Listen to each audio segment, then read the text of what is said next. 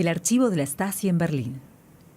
Aquí se conservan millones de reliquias del extinto Ministerio de Seguridad del Estado.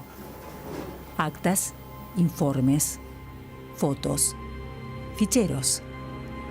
Entre los singulares legados personales del jefe del servicio secreto de la RDA, Erich Mielke, se encuentra un álbum de fotografías encuadernado en rojo, con imágenes de uno de los momentos más decisivos de su carrera: la construcción del Muro de Berlín, llamado oficialmente Muro de Protección Antifascista.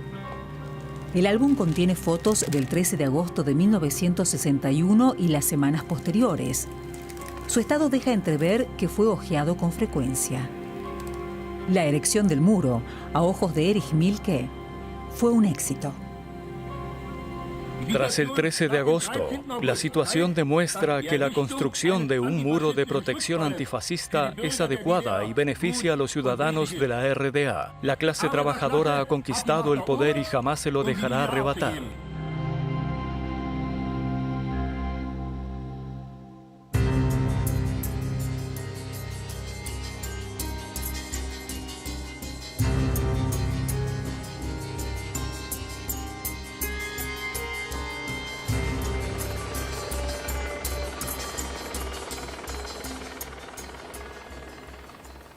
El despacho de Erich Mielke, donde puntualmente a las 7 de la mañana iniciaba todos los días su labor como ministro de Seguridad del Estado. El ministro llamaba para conocer las novedades ocurridas durante la noche, la situación en la frontera, controles de pasaportes, búsqueda e indagaciones. Cada día ocurrían nuevos acontecimientos de algún tipo y él tenía que saberlo todo. La misión de Mielke era tenerlo todo bien vigilado y controlado, tanto dentro del país como en la frontera, sin dejar ni una oportunidad a enemigos y traidores. El ministro insistía en que se le informara inmediatamente y deseaba que toda la reacción fuera la correcta. Quería tomar las medidas precisas y, en casos graves, responder de forma implacable.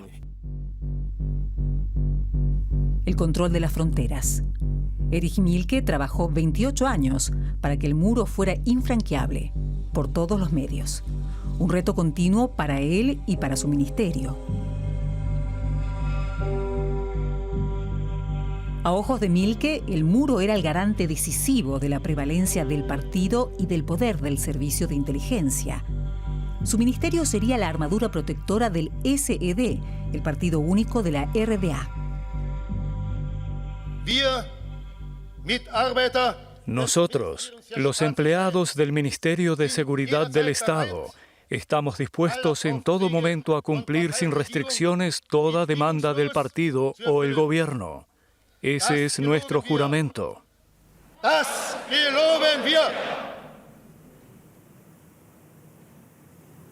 El Ministerio de Seguridad del Estado cobró importancia a la vez que el muro. Sus tareas fueron creciendo. La vigilancia se diversificó e hizo omnipresente. La Stasi adquirió unas dimensiones gigantescas. La gran sala de reuniones del ministerio. Tras el sillón de Mielke no cuelga el retrato del jefe de Estado como en los despachos de la RDA, sino un óleo que muestra la construcción del muro, cuando éste blinda la puerta de Brandeburgo y protege al partido y al Estado.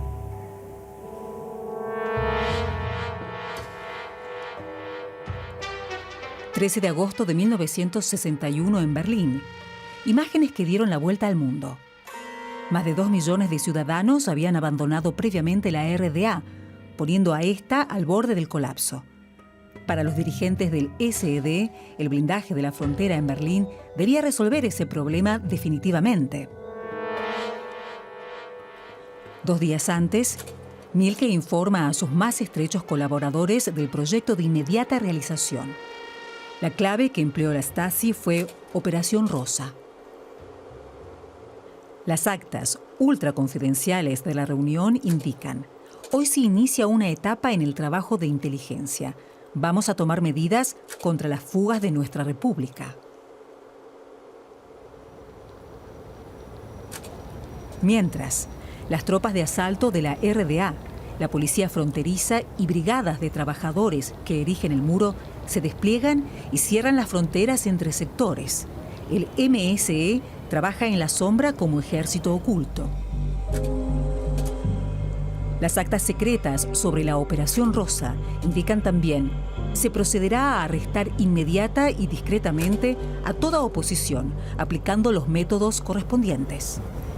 Medidas preventivas para evitar un levantamiento popular como el que tuvo lugar el 17 de junio del 53, cuando el servicio de inteligencia fracasó y tuvo que intervenir el ejército soviético. La construcción del muro fue el gran examen para Mielke y su MSE. El álbum fotográfico de Mielke inmortaliza también el llamado a la lucha del 23 de agosto, una demostración de fuerza en Berlín Oriental.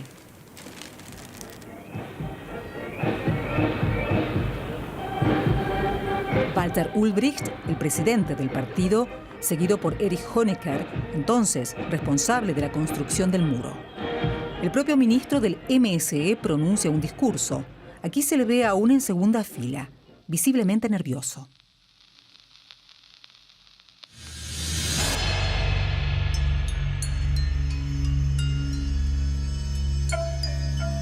A pesar de la orden de disparar, las fugas a Berlín Occidental no cesan. Aún quedan huecos entre el alambre de espino. Aún puede saltarse desde las casas limítrofes. Los efectivos desplegados en la frontera están desbordados. Mielke interviene. Como ministro, yo debo cumplir mejor que nadie. Soy el responsable de la seguridad en el país. Y si el partido toma una decisión, esa decisión es para mí la ley que debe imponerse con toda severidad y firmeza. En acción coordinada con Honecker, el responsable del partido para cuestiones de seguridad y superior inmediato de Mielke, el MSE organiza la evacuación de las casas limítrofes al muro, asegura canalizaciones y coloca rejas por todas partes.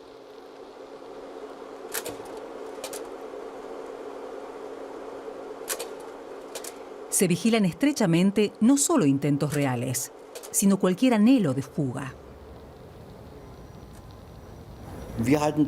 Debíamos garantizar que el interior estuviera tranquilo, algo que no se logró hasta el 61, porque la frontera estaba abierta. Ahora esto era una tarea seria. Había que evitar a toda costa las violaciones de fronteras o las fugas.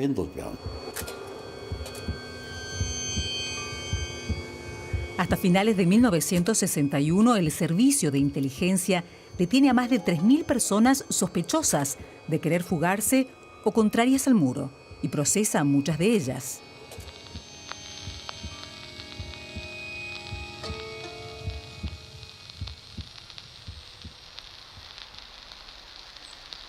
Un problema candente en los primeros meses fueron las fugas de policías de fronteras, los mismos que debían impedirlas.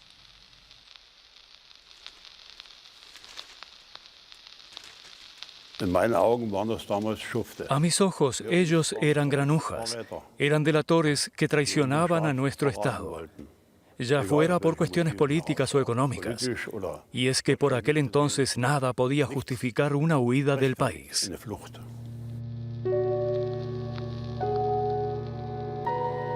¿Quién es quién? Para Mielke, la pregunta básica, que a su juicio solo podía responder el Ministerio de Seguridad del Estado. Pronto, la Stasi comienza a examinar y a espiar a todo empleado en la frontera. Hasta el final, todo batallón de fronteras tuvo asignado un colaborador exclusivo del ministerio, a fin de tener un informante en cada cuarto de servicio. Así, la Stasi asumió el control de todo soldado destinado al servicio de fronteras.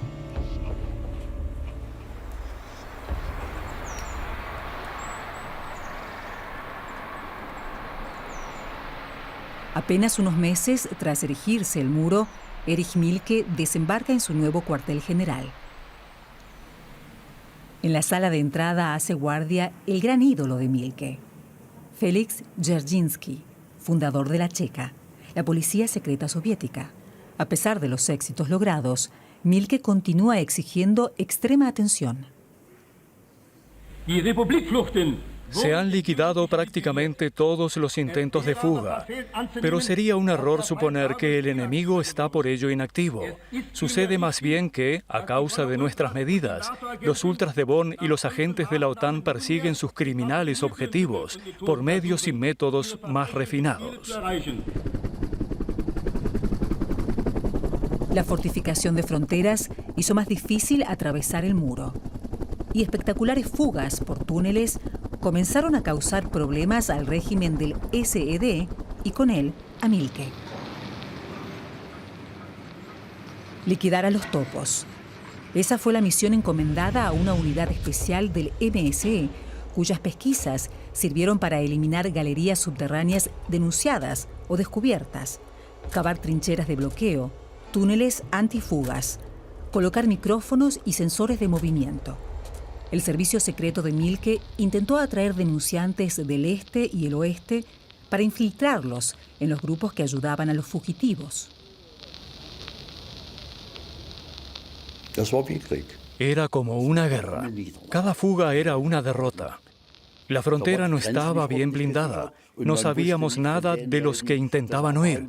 Y cuanto más eran estos o más activos se mostraban, mayor era la sensación de derrota y de fracaso.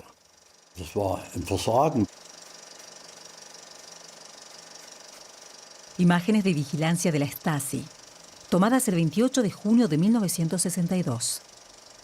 En el punto de mira, una casa de Berlín Occidental vecina al muro. Desde hace semanas funciona la operación secreta Topos. Un informante con el sobrenombre Panko ha denunciado la excavación de un túnel.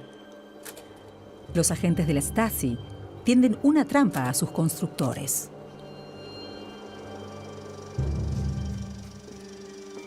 La acción comienza con soldados de frontera que rellenan de arena el agujero bajo el que suponen el túnel, mientras que por el lado oriental, la policía espera a los occidentales que ayudan a la fuga.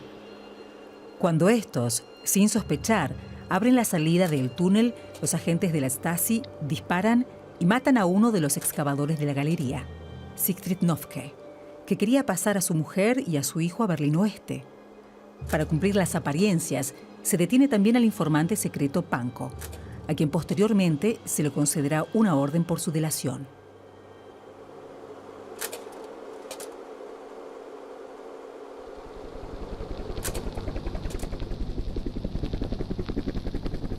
Pero a pesar de todos los medios, los cazatúneles de Mielke no logran en un principio dominar la situación. A comienzos de octubre de 1964, 57 personas logran huir en la Bernauer Straße a través de una galería subterránea, la mayor fuga por túnel en la historia del muro.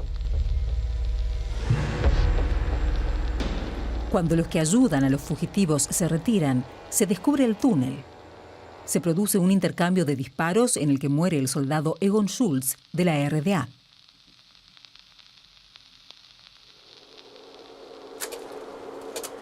La Stasi se encarga de las pesquisas y requisa varios objetos abandonados en el túnel. Bolsos de mujer con sus pertenencias, máscaras de gas y la presunta arma del delito, la pistola de un colaborador occidental. Los informes internos de la Comisión de Investigación del Crimen de la Stasi reconstruyeron el transcurso de los hechos. El minucioso trabajo de los especialistas demuestra que Egon Schultz recibió un balazo de la pistola incautada, pero sus heridas mortales fueron disparos de la Kalashnikov de un camarada.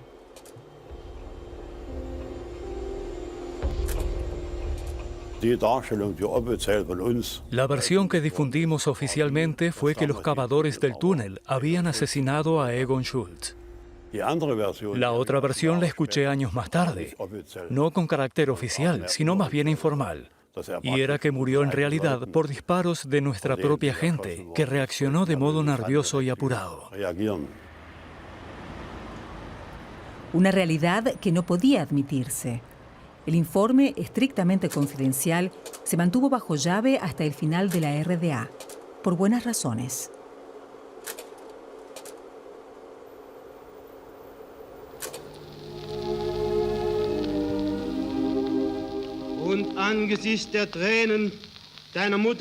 Viendo las lágrimas de tu madre, que llora a su amado hijo, acusamos ante el mundo entero a tus asesinos, los que te dispararon y sus cómplices de Berlín Oeste y de Bonn. Entre los asistentes al sepelio se halla también Erich Mielke, el comodín de Honecker. Su maniobra de desacreditar como asesinos a los cavatúneles da buen resultado. Los ayudantes de fugas pierden simpatías y apoyos en Alemania Occidental. Una tras otra, se le otorgan a Mielke nuevas tareas con el objetivo de blindar mejor la frontera. El Ministerio de Seguridad ahora es responsable no solo de las fugas subterráneas, sino también de las que ocurren a plena luz del día. Los pasos fronterizos aún tienen problemas de seguridad en entradas y salidas de ciudadanos occidentales, diplomáticos, militares o personas con permisos especiales.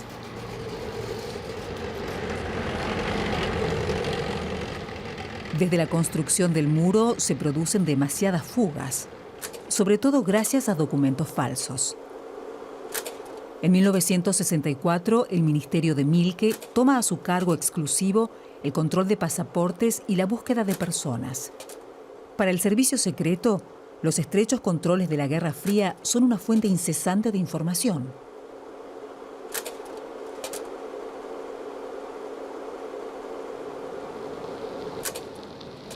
Todos los que atraviesan ahora la frontera dejan huella en los registros de la Stasi.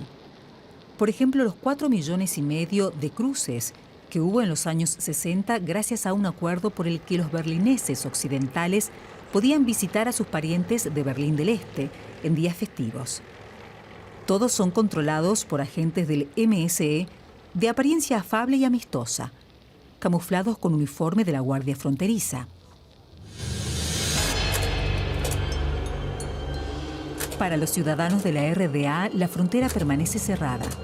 A pesar de ello, algunos siguen intentando fugarse, justo aquí, en los puntos más sensibles del telón de acero. Cada violación de la frontera iba seguida de una evaluación. En base a ellas, el Ministerio de Seguridad Estatal creó grupos de trabajo para mejorar técnicamente las fronteras con métodos probados y de eficacia demostrada.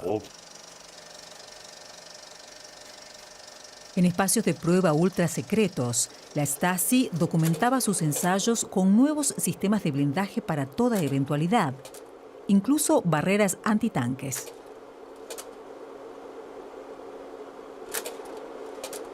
Y entrenaba asimismo la respuesta en caso de fugas armadas o tomas de rehenes. Una toma de rehenes no podía tener éxito. Eso era irrenunciable.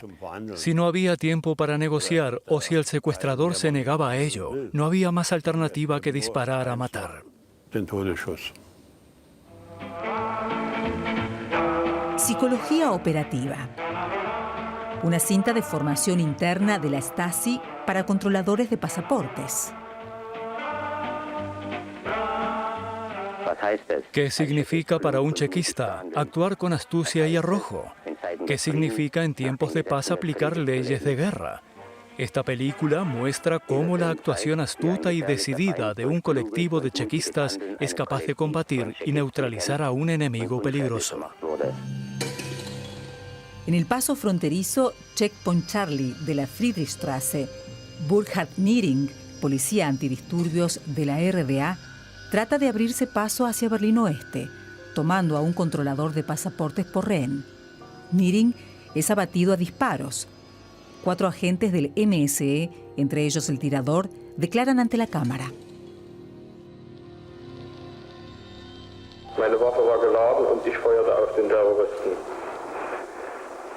Tenía el arma cargada. Le disparé al terrorista y este se derrumbó. Eso te deja asustado y con las piernas un poco flojas. Pero por otro lado, tenemos el orgullo de haber cumplido como chequistas una acción de combate en la frontera contra el imperialismo. El dossier de la Stasi recoge que Niering había calificado su servicio militar de intromisión en su libertad individual, obligación y apremio, e indica lapidariamente al final: el cadáver fue incinerado, queda pendiente el entierro de sus cenizas. Cuando se rueda la película de la Stasi, los controles fronterizos prosiguen, ya rutinariamente, como si no hubiera sucedido nada.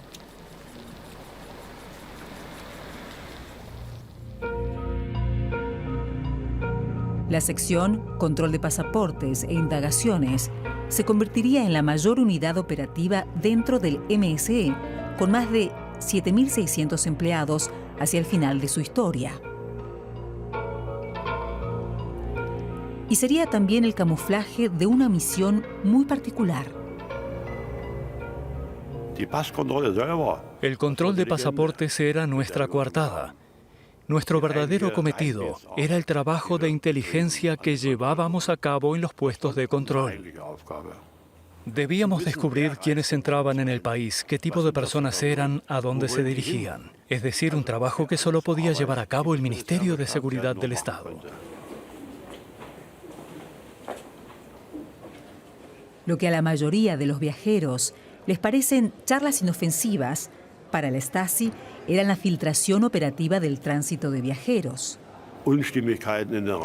Hallar incongruencias en los documentos de viaje era una ocasión para apartar a la persona implicada e interpelarla. Y si esa persona tenía relevancia política, se elaboraban los informes oportunos, que luego se remitían a los departamentos correspondientes del ministerio.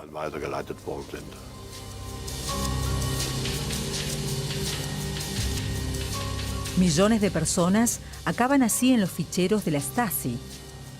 Son segregadas o registradas para poder recurrir a ellas como informantes y pueden implicar sin saberlo a personas de su entorno. Buenos días, control de pasaportes. Era el saludo de la Stasi.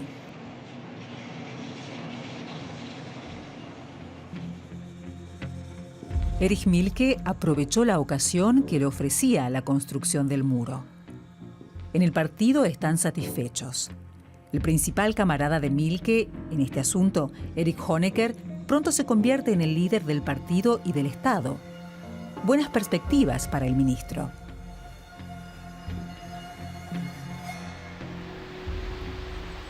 Con la política de distensión entre Alemania Oriental y Occidental a principios de los años 70, las tareas de los empleados de la Stasi se ampliaron enormemente.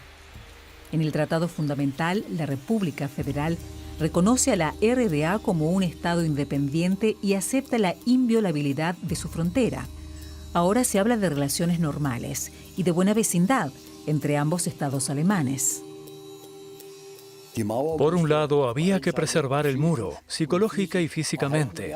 Y, por otro lado, queríamos mostrarnos como abiertos al mundo. Para nosotros significaba cada vez más trabajo. Todo lo que supusiera una relajación era peligroso para nosotros. El acuerdo sobre el tránsito pretende agilizar los desplazamientos entre Alemania Occidental y Berlín Occidental, pero también facilita la posibilidad de esconder a ciudadanos de la RDA en vehículos occidentales para sacarlos de forma ilegal a través de la frontera. La tarea de quienes ayudaban a huir a los que se había acusado de trata de personas toma un nuevo impulso inesperado. Esas bandas organizaban fugas mediante los métodos más variados. Por ejemplo, abrían escotillas secretas en los camiones para que entraran polizones sin vulnerar el precinto aduanero de las puertas. Manipulaban esos precintos o simplemente ocultaban personas en el maletero de automóviles.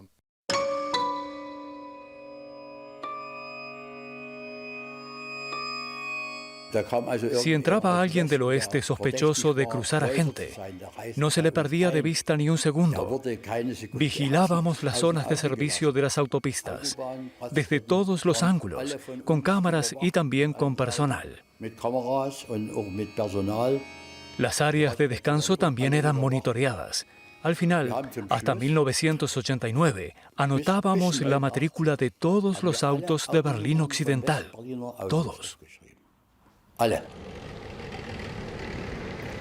La policía secreta tenía sus paranoias.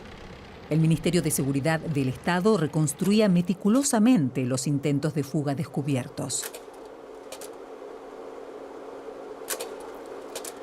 Muchos que intentaron huir y quienes los ayudaban, además de muchos sospechosos de querer irse, terminan en los centros de detención de la Stasi.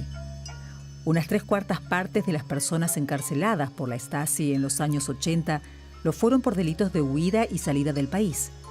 Oficialmente en la RDA no hay presos políticos, así que los reclusos se consideran criminales. Eran ciudadanos que habían violado las leyes de la RDA. Y todos los ciudadanos conocían las leyes de la RDA. Si sé que la frontera está cerrada y que no puedo cruzarla, tengo que comportarme en consecuencia. El cruce ilegal de fronteras es un delito particularmente reprobable para la Stasi.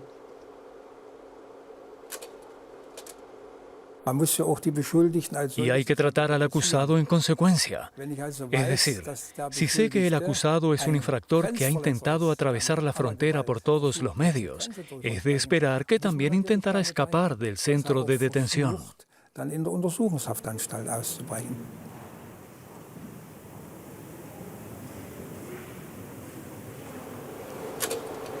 Los presos nunca saben cuándo serán interrogados. Quienes les tomaban declaración también son de la Stasi. Como decía Mielke, nosotros nos encargamos de los enemigos.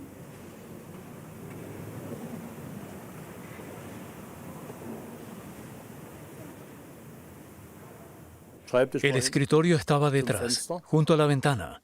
El interrogado debía mirar a la luz, es decir, a la luz del día, para poder estudiar sus expresiones faciales.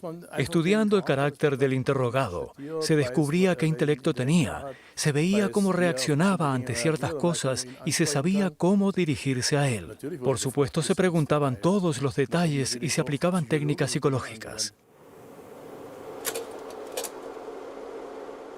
Los interrogadores del ministerio están bien formados y son implacables. Su misión es hacer que confiesen. Al acusado no se le permitía ver a nadie. No se le llamaba por su nombre, sino por el número de su celda. Se le obligaba a mantener las manos sobre las mantas mientras dormía.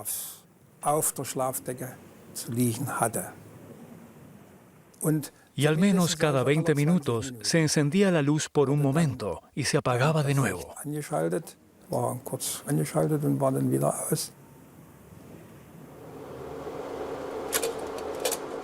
Mielke puede confiar en sus adeptos y en su trabajo. Aquí, el director de la prisión rodeado de camaradas. No me sentía coaccionado, no. Y tampoco el personal que trabajaba allí. Esa era la tarea que debían cumplir como empleados del Ministerio de Seguridad del Estado, y ninguno se sentía coaccionado. Agosto de 1976. Desfile militar por el 15º aniversario de la construcción del muro. Erich Mielke, visiblemente seguro de sí mismo, está en primera fila.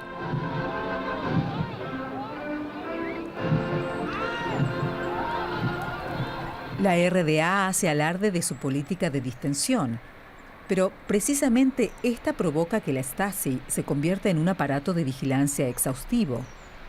En 1980, la Stasi tenía unos 80.000 empleados, es decir, se había duplicado en apenas 10 años.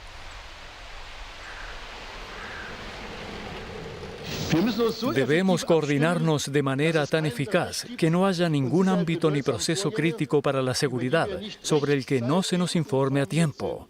En todas partes necesitamos patriotas y confidentes, voluntarios y personas de contacto que nos apoyen en nuestra lucha. No debe haber ningún lugar en que no esté presente al menos uno de nuestros órganos.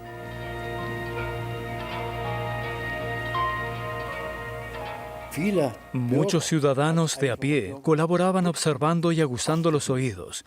¿Quién se interesaba por el oeste? ¿Quién podía querer huir? ¿Qué contactos tenía cada uno?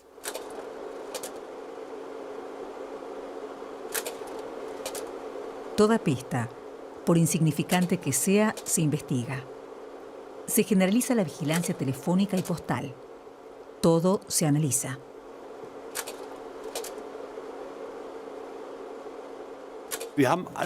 Inmediatamente sacábamos de circulación todo aquello con lo que se hubiera huido o con lo que se pudiera huir. Lo intentaron con equipos de buceo a través del río Spree o del mar Báltico y cosas así. Y también con globos aerostáticos. Así que cualquier elemento con el que se pudiera construir algo por el estilo se retiraba.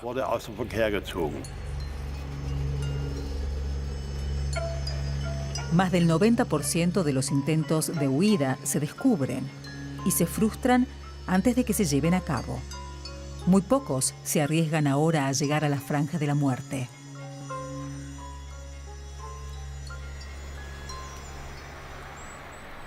Hace tiempo que el imperio de Mielke, al igual que el muro, es indispensable para el SED.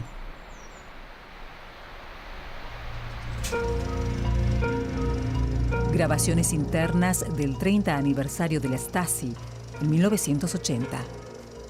Erich Mielke, ascendido por Honecker a general del ejército, está en la cima de su poder.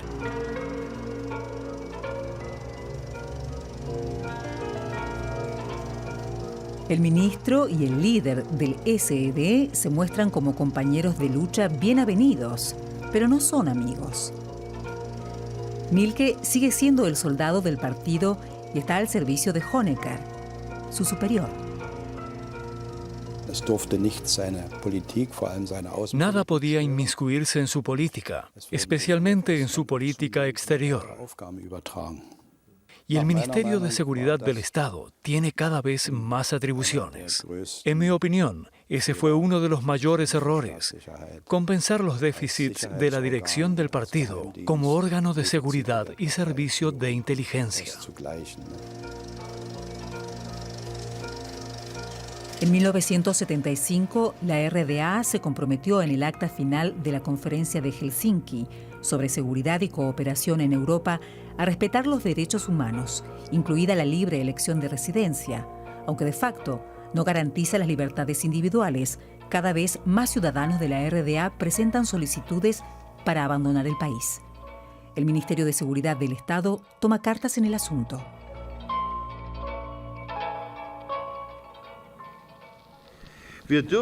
No debemos dejarnos sorprender por estas fuerzas, sino mantener la situación bajo control en todo momento, particularmente en la pronta identificación de potenciales solicitantes para poder aplicar una mayor prevención. Mielke insta a presionar a quienes deseen salir del país para que retiren su solicitud. De lo contrario, serán discriminados, incluso criminalizados, algo que busca un efecto disuasorio. Pero la RDA está cada vez más sumida en una crisis económica. Honecker necesita una divisa fuerte y la disposición de Occidente a concederle un crédito millonario. La Stasi ve venir la debacle. 1984. Un domingo por la mañana suena el teléfono. Me dan la orden de informar de inmediato a varios cientos de personas que habían solicitado salir del país de que pueden irse mañana.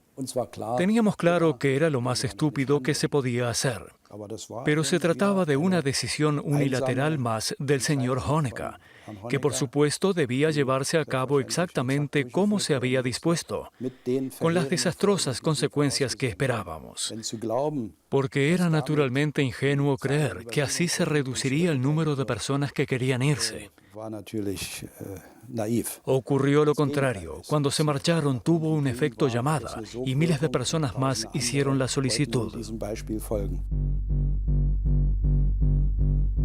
Uno de los que presentan una solicitud para poder ir a Occidente en 1984 es Mijail Biedna, de 23 años, de Berlín Este. El archivo de la Stasi, Morgenthau, cuenta su historia. Contiene sus 3 solicitudes manuscritas, todas rechazadas. En los documentos internos se lee: actualmente no hay necesidad de traslado. La Stasi cree que todavía puede persuadir a Vidna, que ha cumplido el servicio militar sin objeciones, de que permanezca en la RDA. Pero se equivoca.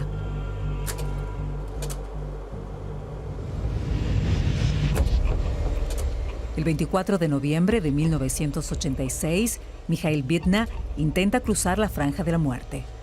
Recibe 32 disparos y muere subido en lo alto de su escalera, apoyada en el muro. Un caso delicado para Mielke. 3 días antes, 2 fugitivos ya habían sido asesinados a tiros junto al muro. Y se acerca la celebración del 750 aniversario de la fundación de Berlín, en la capital de la RDA.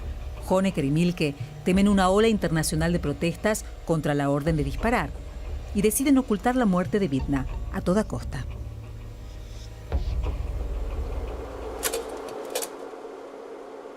La Stasi finge una orden de detención contra Vidna, ya asesinado. Aduce que una banda de trata de personas lo sacó de la RDA de forma ilegal. La verdad sobre la muerte de Mikhail Vidna es un secreto de Estado. Hoy, su cuerpo sigue desaparecido.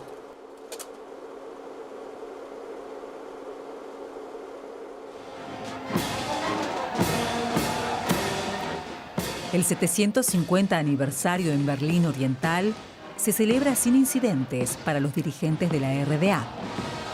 En el carnaval de la historia de la ciudad es muy aplaudida la carroza de la construcción del muro.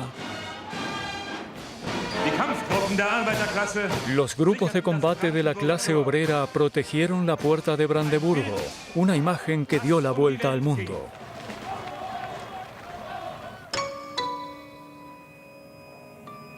En 1989, Mielke ya lleva 31 años de ministro. Pero en las estancias privadas contiguas a su oficina no tiene tiempo para descansar. Ahora son otras las imágenes que dan la vuelta al mundo. En Hungría la cortina de hierro se resquebraja. En Praga ocupan la embajada de la RFA y se les autoriza a cruzar la RDA en tren hacia Alemania Occidental. Al mismo tiempo, cada vez más gente en la RDA solicita abandonar el país. A principios de noviembre de 1989 son casi 200.000. Todo el mundo veía cómo todo se desplomaba e íbamos perdiendo terreno. Ya no teníamos apoyo, no podíamos confiarnos. Algo muy diferente a cómo era, por ejemplo, en 1961. Cada vez teníamos más dudas y se extendía la desesperación, incluso desde arriba. Y lo fuimos notando cada vez más.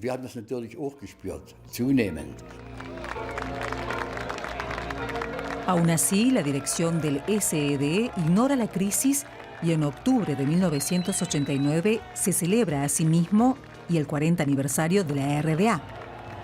Miles de contramanifestantes marchan en Berlín Oriental hacia el Palacio de la República. La peor pesadilla de Mielke. ¿Qué pasará si tratan de llegar a la puerta de Brandeburgo? Al muro.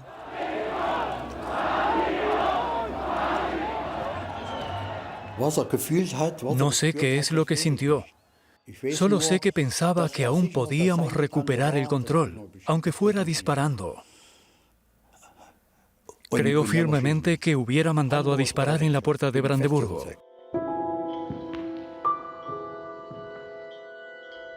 La protesta no llega a la puerta de Brandeburgo.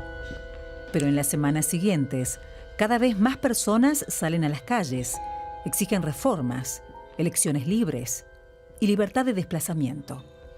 El SED y la Stasi intentan mantener el control con un nuevo decreto que levantaba las restricciones para cruzar la frontera. Un pequeño error al anunciarlo tiene consecuencias inesperadas. Por lo que yo sé, entra en vigor de modo inmediato, sin demora. En la noche del 9 de noviembre, cada vez más personas acuden al paso fronterizo de Bornholmer Straße para comprobar si es verdad lo que han oído en la televisión. Harald Jäger, el teniente coronel responsable del Ministerio de Seguridad de Estado, que termina dejando abiertas las barreras, está solo. Ningún superior da órdenes. la cúpula política y militar ha desaparecido. Un teniente coronel de la Stasi nunca podría haber ordenado la apertura de la frontera. No estaba previsto que pudiera llegar a ocurrir, así que no había formación para un caso así.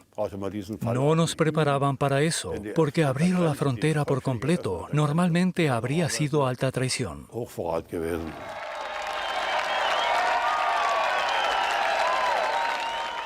Abrieron la frontera las decenas de miles de personas que teníamos enfrente. Si no hubieran estado allí, no la habría abierto. Todavía no está claro dónde estaba Erich Mielke esa noche. 4 días después de la caída del muro de Berlín, da su primer y último discurso en la Volkskammer, el parlamento de la RDA. Pero si los amo a todos, a todas las personas, los amo. Lo hago todo por ustedes. En 1992, Erich Mielke fue acusado como corresponsable de la orden de disparar junto al muro. El juicio se suspendió por su incapacidad de enfrentarlo. Murió en mayo de 2000.